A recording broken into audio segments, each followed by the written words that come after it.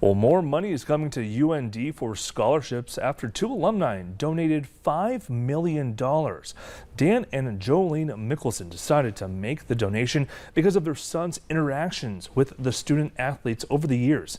Now, the $5 million will be given to 5 different programs. $2 million going to UND hockey, $1 million to UND football, another $1 million to UND women's athletics, then $500,000 to the Nistler College of Business and Public Administration, and another $500,000 going to the occupational therapy program in the School of Medicine and Health Sciences.